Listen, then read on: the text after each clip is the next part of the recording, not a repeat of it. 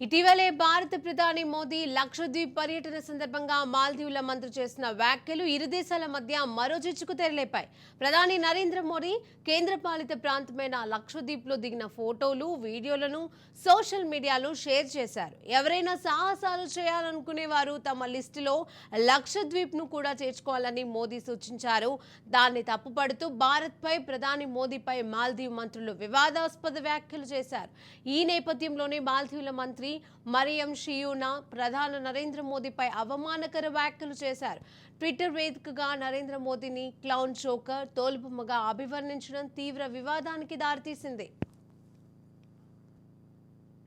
భారత్ ప్రధాని లక్షద్వీప్ పర్యటనపై మాల్దీవుల మంత్రులు అనుచిత వ్యాఖ్యలు ఇప్పటికే ఉన్న దౌత్య వివాదానికి మరింత ఆజ్యం పోశాయి. ఈ వ్యవహారం సోషల్ మీడియా వేదికగా భారతీయులు తీవ్రంగా స్పందించారు. సోషల్ మీడియాలో పెద్ద ఉద్యమమే జరుగుతోంది. బైకాట్ మాల్దీవులు అంటూ ట్వీట్లు, పోస్టులతో సోషల్ మీడియా ఊగిపోతుంది. ఈ క్రమంలోనే మాల్దీవులకు వెళ్లేందుకు టికెట్లు బుక్ చేసుకున్న భారతీయులు తమ టూర్లను రద్దు చేసుకుంటున్నారు. ఇక మాల్దీవులకు చెందిన రాజకీయ నాయకులు చేసిన వ్యాఖ్యలకు భారతీయులు సోషల్ మీడియాలో గట్టిగా కౌంటర్ ఇస్తున్నారు. నెటిజన్లతో పాటు సినీ, క్రీడా ప్రముఖులు మాల్దీవుల పట్ల తీవ్ర విమర్శలు గుప్పిస్తున్నారు. సోషల్ మీడియాలో బాయ్కాట్ మాల్దీవులు అంటూ పోస్టులు పెడుతున్నారు. భారత్ వ్యతిరేక, చైనా అనుకూల వైఖరి ప్రదర్శిస్తున్న మాల్దీవుల అధ్యక్షుడు మహ్మద్ మయీజ్ కు ఎదురుదెబ్బ తగిలింది. ఇటీవల జరిగిన రాజధాని మాలే మేయర్ ఎన్నికల్లో ఆయన పార్టీ పీపుల్స్ నేషనల్ కాంగ్రెస్ ఘోర ఓటమిని చవిచూసింది. భారత అనుకూల పార్టీ అయిన మాల్దీవియన్ డెమోక్రటిక్ పార్టీ ఘన విజయం సాధించింది. గతేడాది అధ్యక్ష అభ్యర్థిగా బరిలో దిగేంత వరకు మయీజ్ మాలే మేయర్గా కొనసాగారు. ఇప్పుడు ఆ స్థానాన్ని ఆయన పార్టీ కోల్పోయింది. భారత్ మాల్దీవులకు దౌత్యపరమైన విభేదాలు కొనసాగుతున్న తరుణంలో ఈ పరిణామం చోటు చేసుకోవడాన్ని మయీజ్ జీర్ణించుకోలేకపోతున్నారు. మాలే మేయర్గా ఎన్డీపీకి చెందిన ఆదమ్ అజీం ఎన్నికయ్యాడు. ఆయనకు 45% ఓట్లు రాగా పీఎన్సీ అభ్యర్థికి 29% ఓట్లు వచ్చాయి. ఎన్డీపీకి ప్రస్తుతం భారత అనుకూల విధానాలను అనుసరించే మాజీ అధ్యక్షుడు మహ్మద్ సోలిహ్ నాయకత్వం వహిస్తున్నాడు. చైనా అనుకూల వైఖరి ప్రదర్శిస్తున్న మయీజ్ చేతిలో అధ్యక్షత ఎన్నికల్లో ఆయన ఓటమి పాలయ్యాడు. మేయర్ ఎన్నికల్లో గెలుపు ఎన్డీపీకి రాజకీయంగా కలిసొస్తోందని అక్కడ రాజకీయ విశ్లేషకులు అభిప్రాయపడుతున్నారు. ఈ నేపథ్యంలో అధ్యక్షుడు మయీజ్ భారత వ్యతిరేక విధానాలను అవలంబిస్తున్న చైనా పర్యటన తర్వాత చేసిన కీలక వ్యాఖ్యలు మరో దుమారానికి తెరలేపాయి. తమ దేశంలో ఉన్న సైనిక దళాలను మార్చి 15లోగా ఉపసంహరించుకోవాలని భారత్కు మాల్దీవుల అధ్యక్షుడు మహ్మద్ మయీజ్ సూచించారని సీనియర్ అధికారి వెల్లడించారు. భారత దళాల మాల్దీవుల గడ్డపై ఉండకూడదు, ఇది అధ్యక్షుడు మయీజ్ విధానమని ఆ అధికారి తెలిపాడు. భారత దళాల ఉపసంహరణకు సంబంధించి 2 నెలల క్రితం మయీజ్ తొలిసారిగా ప్రస్తావించిన ఈ సంగతి తెలిసిందే. అయితే మాల్దీవుల్లో 88 మంది భారత్ సైనికులు విధులు నిర్వహిస్తున్నట్లు సమాచారం. మాల్దీవుల్లో భారత్ సైన్యం ఉపసంహరణపై 2 దేశాల అధికారులతో ఉన్నత స్థాయి కోర్పై గ్రూప్ ఏర్పాటైంది.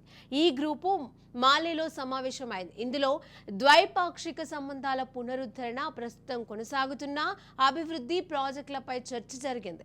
పరస్పరం అంగీకారయోగ్యమైన మానవతా, వైద్యపరమైన సాయం కొనసాగే అంశంపైన మాట్లాడుకున్నారు. అంతేకాదు, మాల్దీవుల నుంచి భారత సైన్యాన్ని వెనక్కి పిలిపించాలన్న అభ్యర్థనపై ఇరు దేశాల అధికారులు మాలేలోని విదేశాంగ శాఖ కార్యాలయంలో సమావేశమై చర్చించారు. ఇక మార్చి 15 నాటికి ఉపసంహరణ ప్రక్రియ పూర్తి చేయాలని తమ అధ్యక్షుడు చెప్పినట్లు మాల్దీవుల అధికారులు భారత హై కమిషనర్ కు తెలిపారు. దాంతోపాటు భారత్తో చేసుకున్న ద్వైపాక్షిక ఒప్పందాలను కూడా సమీక్షించనున్నట్లు ఆ దేశ సమాచార వ్యవహారాల మంత్రి ఇబ్రహీం ఖలీల్ వెల్లడించారు. గతంలో మానవతా అవసరాల కోసం భారత్ ఇచ్చిన 2 హెలికాప్టర్లను వినియోగించుకోవడం ఆపివేయాలని అధ్యక్షుడు మహ్మద్ మయీజ్ ఆదేశించినట్లు తెలిపారు. ప్రస్తుతం మాల్దీవుల్లో 77 మంది భారత సైనిక సిబ్బంది విధులు నిర్వహిస్తున్నారు. గతేడాది నవంబర్లో జరిగిన అధ్యక్ష ఎన్నికల్లో విజయం సాధించిన తర్వాత సైన్యాన్ని ఉపసంహరించుకోవాలని మయీజ్ భారత్ను కోరారు. ఇరు దేశాల మధ్య దౌత్యపరమైన వివాదం కొనసాగుతున్న సమయంలోనే మాల్దీవుల అధ్యక్ష బాధ్యతలను చేపట్టిన మహ్మద్ ముయిజ్ తొలిసారి చైనా పర్యటనకు వెళ్లి వచ్చిన తర్వాతనే నర్మగర్భంగా చేసిన కీలక వ్యాఖ్యలు దుమారం రేపుతున్నాయి. చైనాతో పలు ఒప్పందాలను చేసుకున్న మాల్దీవుల అధ్యక్షుడు స్వదేశానికి వచ్చిన తర్వాత ఏ దేశం పేరు ప్రస్తావించకుండా కీలక వ్యాఖ్యలు చేశారు. భౌగోళికంగా చిన్న దేశం అయినంత మాత్రాన తమను బెదిరించడం తగదని, అందుకు ఎవరికీ లైసెన్స్ ఇవ్వలేదని అన్నారు. మరోవైపు మాల్దీవుల అంతర్గత వ్యవహారాలలో ఏ దేశం జోక్యం చేసుకున్నా గట్టిగా వ్యతిరేకిస్తామని చైనా ప్రకటించింది. ఇది ప్రస్తుతం భారత్ మాల్దీవుల సంబంధాలపై పెను ప్రభావం చూపనుంది. చైనా వ్యాఖ్యల వెనుక ఉన్న అంతర్యం ఏమిటన్న ప్రశ్న లేవనెత్తనుంది.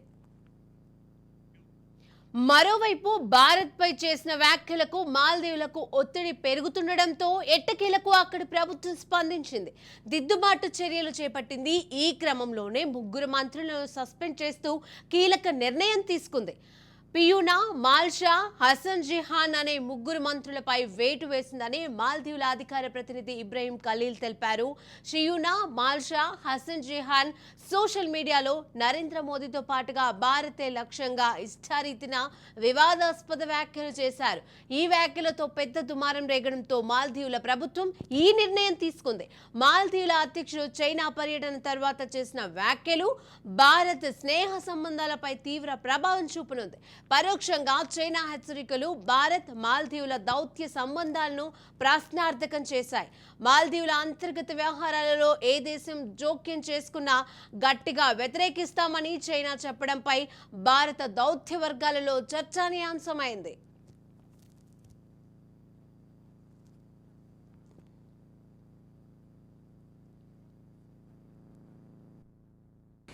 There was a demand made that India should withdraw the military force it has. It's a tiny military force. When you say military force, no, it's what, I don't know, 70 or 70 plus. My view is that it is better for us to engage with Maldives and sort of, withdraw the forces in a particular manner rather than insist, that we won't withdraw. Because now the Maldives president is going first to China. We have to think of the consequences of our action or inaction. Another thing is that if we withdraw the helicopters primarily doing emergency medical operations, well, what about if you are a foreign tourist? Will you go to Maldives if you are not sure that you can get emergency medical aid? You know what I mean? So there again, I would say that Maldives, India should propose to Maldives, well, we will arrange for a private Indian company to do it for you. So that, there is no impact on your tourism. Decide to start comparing, the Prime Minister's visit to the Lakshadweep as some kind of a counter to Maldives, which it absolutely was not. The development of tourism in India is completely sui generis. It has nothing to do with the Maldives or in response to the Maldives, because that implies that we've kept the Lakshadweep war as a sort of response to the Maldives. Now, when Twitterati are fighting, Maldivian Twitterati versus Indian Twitterati, the real question is, why did members of the Maldivian government decide to get involved in all of this? Because Indian Twitterati are not the Indian government. Government involvement is a completely different ballgame, and this is the first big question: why did they get involved? The second question is, once they did get involved, what is the kind of language that government officials are using? Referring to India as cow dung mixed with laddus and God knows what not. Very uncivilized language for a deputy minister to be using. The issue is, the appalling lack of knowledge that seems to be displayed by the Maldivian tourism industry.